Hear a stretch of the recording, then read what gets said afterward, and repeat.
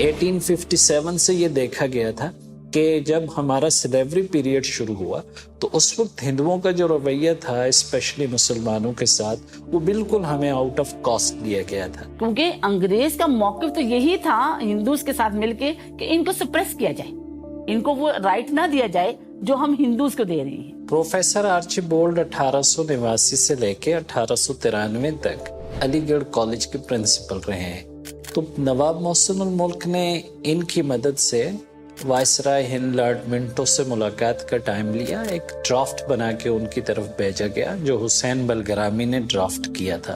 تو پھر professor Archie bold کی مدد سے ہمیں ملاقات کا ٹائم مل جاتا ہے لارڈ منٹو کے ساتھ۔ اکتوبر 1، 1906 ہمیں ڈیٹ دیا جاتا ہے۔ قریباً 35 لوگوں کا وفد شملہ جانے کی تیاری کر رہا ہے تاکہ وہاں جا کر وائس رائے سے بات کر سکیں، لیکن وائس رائے سے بات کرے گا کون؟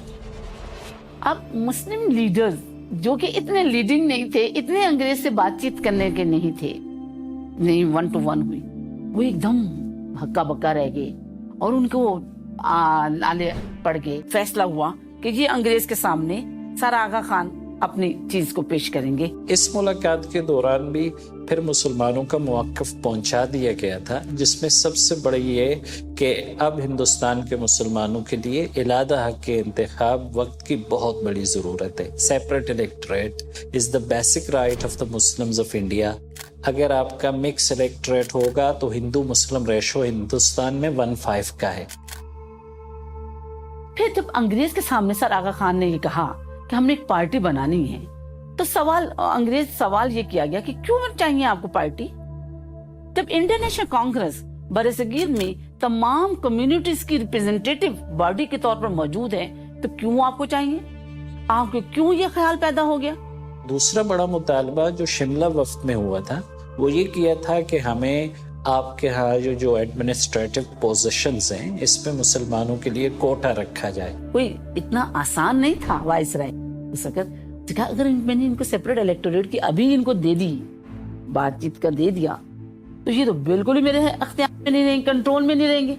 ان کے سیپریٹ الیکٹوریٹ کی میں بات نہیں کرتا آپ سے، یہ میمورنڈم مجھے دے دیں، پارٹی کے لیے آپ کو اجازت ہے، آپ پارٹی بنائیں۔ مسلمانوں میں ایک کرج ڈیولپ ہو گیا کہ ایک ڈیلیگیشن اگر مسلمانوں کے لیے انگریز سرکار کو مطمئن کر سکتا ہے تو ایک پولیٹیکل پارٹی جو کانگریس کی طرز پہ ڈیولپ کر لی جائے مسلمانوں کے لیے تو کتنا کام کر سکے گی۔ جب یہ ڈیلیگیشن واپس آیا تو ولے ولے کہ جی انگریز نے ہمیں اجازت دے دی ہے ایک پارٹی بنانے کی۔ اتنی بڑی سرخیاں لگائی جاتی تھی کہ وائس رائے نے مسلمانوں کو ایک پارٹی بنانے کی اجازت دے دی۔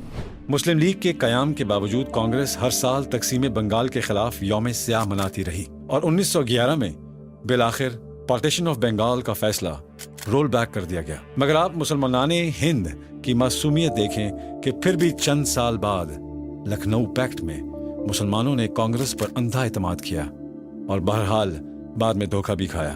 شاید اسی حوالے سے حدیث بھی موجود ہے کہ مسلمان ایک سوراخ سے 2 بار ڈسا نہیں جاتا، کہ ہندو کہیں بھی کمپرومائز فار دا ٹائم بھی تو کرتا تھا، فار دی لانگ رن نہیں کرتا۔ جناح کا سب سے بڑا کنٹریبیوشن تھا جو لکھنؤ پیکٹ تھا 1916 کا، جب ہندوستان کی 2 بڑی سیاسی جماعتیں یعنی کانگریس اور مسلم لیگ آپس میں مل بیٹھتے ہیں۔ کانگریس اور ہندو ماننے کے لیے تیار ہو گئے تھے کہ مسلمان ایک علیحدہ قوم تھی، تو ان دونوں کے جو مطالبات تھے سیلف گورنمنٹ کے نام پہ ایک دوسرے کے قریب آنے کے لیے، اس کی بیک میں انگریزوں کی وفاداریوں کا خاتمہ تھا۔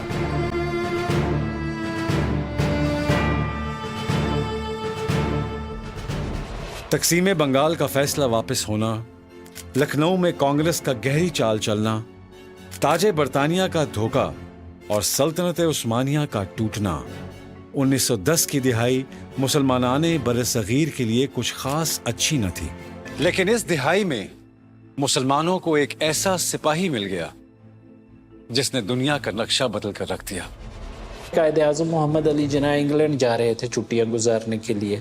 اس سفر میں نا مولانا جوہر بھی کہیں انگلینڈ جا رہے تھے قائد اعظم محمد علی جناح کے ساتھ، تو انہوں نے جناح کو کنونس کیا کہ آپ جیسا ہائی کیلیبر آدمی ابھی آپ نے وقف الاولاد ویلیڈیٹنگ بل میں آ کے مسلمانوں کے انٹرسٹ کو سوٹ کیا ہے.